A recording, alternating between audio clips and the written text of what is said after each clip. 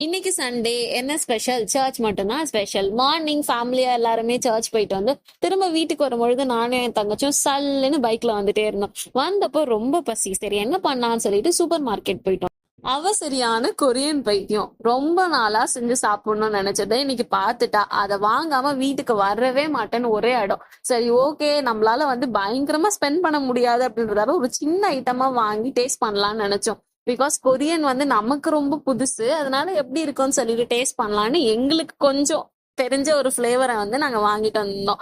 அதுல என்னன்னா chicken kimchi நூடுல்ஸ்னு போட்டிருந்தது. சிக்கன் இருந்துச்சான்னு கேட்டா ஒண்ணுமே கிடையாது. ஆனா சாப்பிடும் பொழுதுதான் தெரிஞ்சது பூண்டூர்கால நூடுல்ஸை போட்டு சாப்பிட்டா எப்படி இருக்குமோ அந்த மாதிரி இருந்தது.